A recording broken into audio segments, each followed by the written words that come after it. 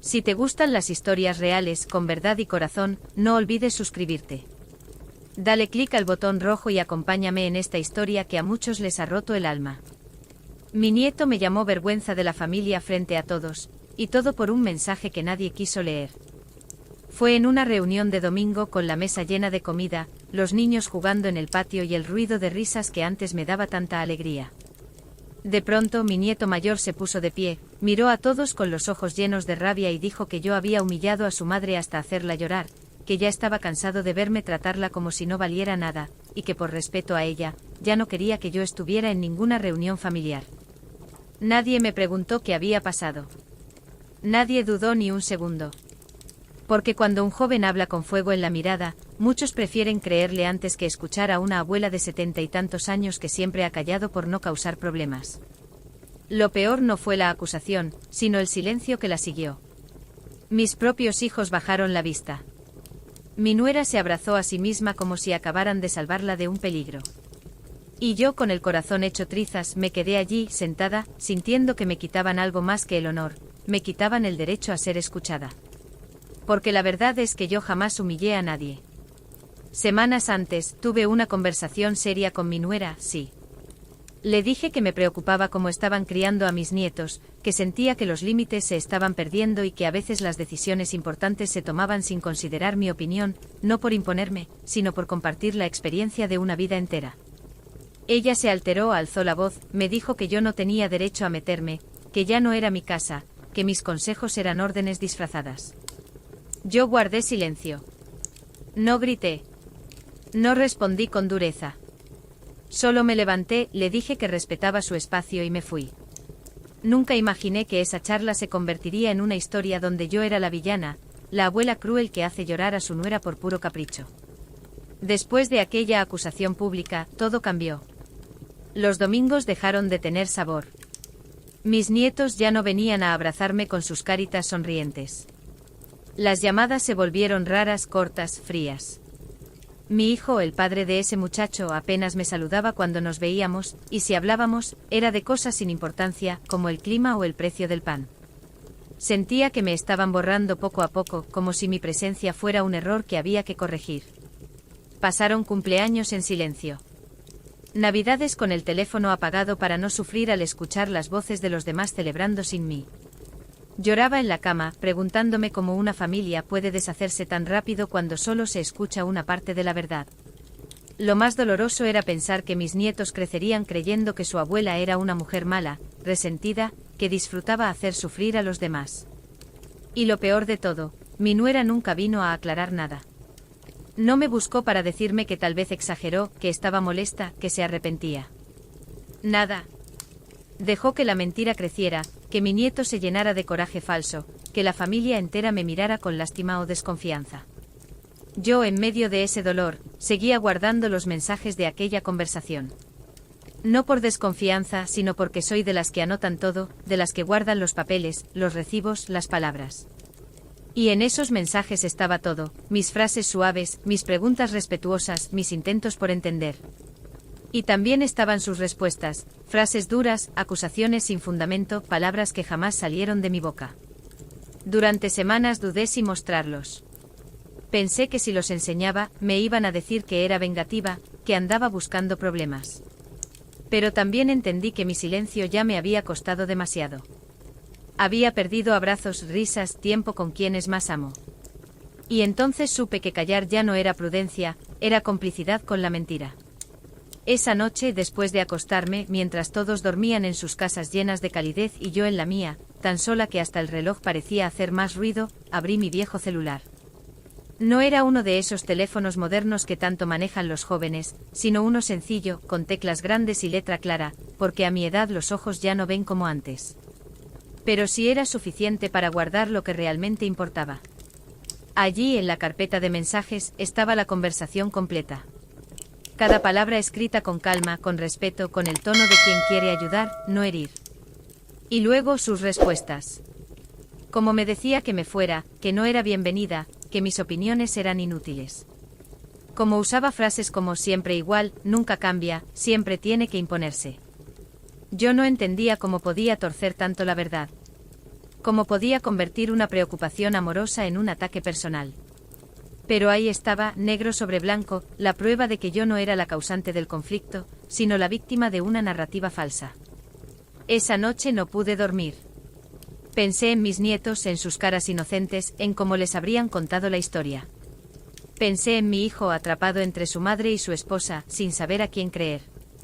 Pensé en cuántas veces en la vida me había callado por no generar tensiones, por mantener la paz, y cómo ese silencio, lejos de ayudar, me había llevado al aislamiento. Y en ese momento, en la oscuridad de mi cuarto, tomé una decisión: la próxima vez que me acusaran, no me quedaría callada. Mostraría la verdad, no por venganza, sino por justicia. Por mis nietos. Por mí misma. Pero antes de eso pasaron semanas de incertidumbre. Recordaba cada domingo que solía levantarme temprano para preparar tamales, mole, arroz con leche, esos platillos que mis nietos pedían con los ojos brillantes. Ahora, esos domingos eran largos, vacíos, interminables. Me sentaba en mi mecedora junto a la ventana y miraba el patio donde antes jugaban. A veces me ponía a tejer, no porque tuviera ganas, sino para tener las manos ocupadas y no pensar tanto. Otras veces escuchaba viejas canciones de José José o Rocío Dúrcal, y lloraba sin hacer ruido, para que ni siquiera las paredes supieran cuánto me dolía. No era un dolor físico, era un dolor del alma, uno de esos que no se cura con pastillas ni con descanso. Era el dolor de saber que te han borrado de la historia de tu propia familia. Mi hija menor, la más sensible, fue la única que me llamó un par de veces. Me preguntaba cómo estaba, si necesitaba algo. Yo le decía que todo bien, que no se preocupara, que ya sabes cómo es esto de la vejez, uno se acostumbra a la soledad. Pero ella me conocía. Sabía que mentía. En una de esas llamadas, casi en un susurro, me dijo: «Mamá, ¿qué fue lo que pasó de verdad? Porque no puedo creer que hayas hecho lo que dicen». Esa pregunta me dio un poco de esperanza. Al menos alguien quería escuchar.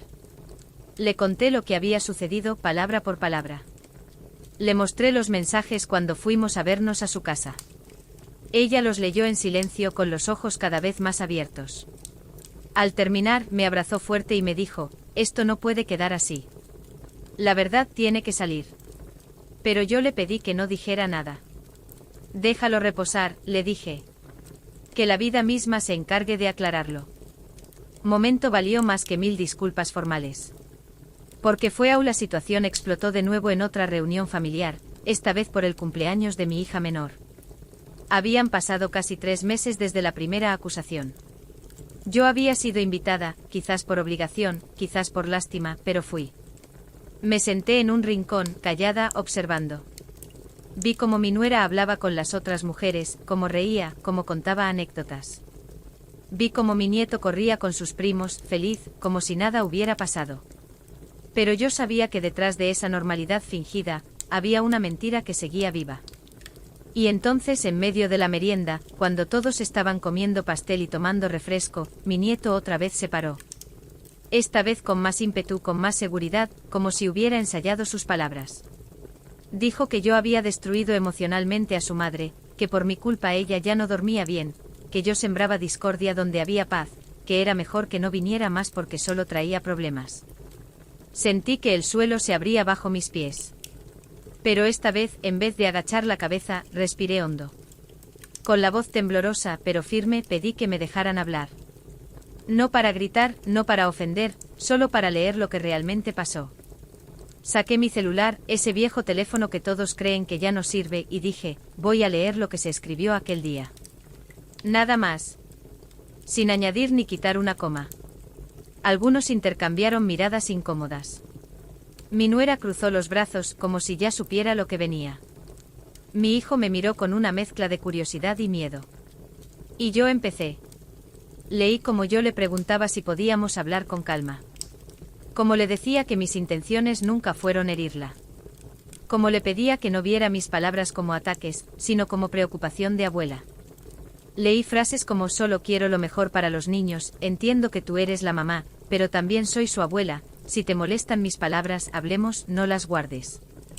Y luego leí sus respuestas, como me llamó entrometida, como me dijo que me fuera a vivir a mi casa si tanto sabía, como escribió que yo era una carga emocional para toda la familia, que mis consejos eran órdenes disfrazadas de amor, que estaba cansada de que yo siempre tuviera que tener la razón. Cada palabra caía como un trueno en medio del salón. El aire se volvió pesado. Alguien tosió nervioso. Mi hija se tapó la boca con la mano. Mi nuera miraba el piso, incapaz de sostener mi mirada. Mi hijo tomó el teléfono, revisó los mensajes él mismo, y cuando terminó, sus ojos se llenaron de lágrimas. No eran lágrimas de tristeza, sino de vergüenza. Por haber dudado de su madre. Por haber creído sin preguntar. Mi nieto se quedó inmóvil con la cara pálida, como si de pronto entendiera que le habían dado solo la mitad de la historia. No hubo gritos. No hubo disculpas inmediatas. Solo un silencio incómodo, denso, donde cada uno cargaba con su culpa. Mi nuera intentó justificarse. Dijo que estaba estresada, que no recordaba bien lo que escribió, que nunca quiso que las cosas llegaran tan lejos. Pero ya era tarde. La verdad ya había hablado. Y yo, en lugar de regodearme, solo dije con calma, jamás humillé a nadie. Siempre hablé con respeto, aunque no me creyeran. Y si alguien duda, que mire los hechos, no los rumores. Entonces, algo maravilloso sucedió. Mi nieto, ese muchacho que días antes me había llamado vergüenza, se acercó lentamente. Bajó la cabeza, me tomó las manos y me pidió perdón. No con palabras grandilocuentes, sino con un abrazo sincero, con lágrimas en los ojos, con la voz quebrada. Abuela, perdóname, no sabía, me dijo. Y en ese abrazo sentí que algo dentro de mí volvía a respirar. No era el abrazo de un niño, era el gesto de un joven que empezaba a entender que la vida no es blanca o negra, que hay matices, que hay versiones, y que la verdad muchas veces se esconde detrás del orgullo y el miedo. Es auténtico. Fue humano. Después de ese día, las cosas no cambiaron de la noche a la mañana. Las heridas profundas no sanan con un solo gesto, pero sí empiezan a cerrarse cuando alguien da el primer paso. Mi nuera, aunque no volvió a hablarme con la misma cercanía de antes, comenzó a tratarme con más respeto. En las siguientes reuniones, ya no me ignoraba.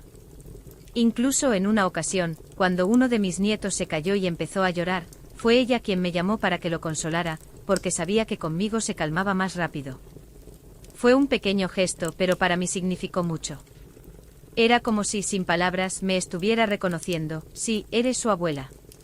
Y eso cuenta. Mi hijo también cambió. Empezó a llamarme más seguido. A veces solo para preguntar cómo estaba, otras para pedirme recetas, o consejos sobre cómo manejar ciertas situaciones con sus hijos. En una de esas llamadas, me dijo algo que me partió el alma: mamá, perdóname por no defenderte. Pensé que tal vez estabas siendo muy dura. Pero ahora entiendo que estabas protegiendo a los niños, no imponiendo. Le dije que no tenía que pedirme perdón, que lo importante era que ahora supiera la verdad.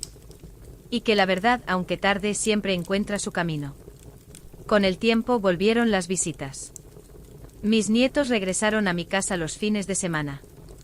Volvieron a pedirme que les contara historias de cuando yo era joven, de cómo era la vida antes de los celulares y el internet. Volvieron a dormirse en mi regazo mientras veíamos películas antiguas. Y yo, aunque ya no tenía la misma energía de antes, encontraba fuerzas para cocinar sus platillos favoritos, para peinarles el cabello, para enseñarles esas cosas que solo una abuela sabe, como hacer un nudo firme, como consolar sin palabras, como querer sin condiciones. Aprendí una lección que quiero compartir contigo, amigo que me escuchas: callar por evitar conflictos a veces solo da fuerza a la mentira.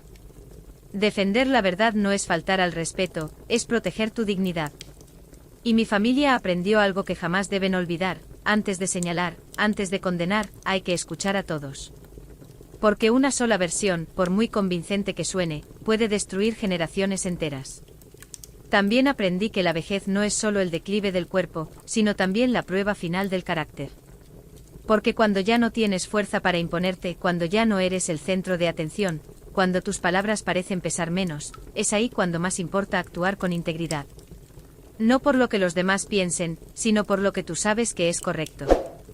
Y recuerda esto, querido amigo que me escucha: la verdad no grita, pero cuando habla, nadie puede hacerle callar. Si esta historia te conmovió, no olvides darle like, compartir con alguien que necesita escucharla, y sobre todo, suscríbete para que sigamos contando historias reales, con corazón, con justicia y con el alma al descubierto. Porque en un mundo donde todos quieren tener la razón, a veces lo más valiente es simplemente decir la verdad, sin miedo, sin odio, solo con el deseo de que la paz vuelva a casa. Y aunque el camino sea largo, aunque el dolor sea profundo, siempre hay esperanza. Siempre hay una segunda oportunidad. Siempre hay un abrazo que puede sanar lo que las palabras dañaron.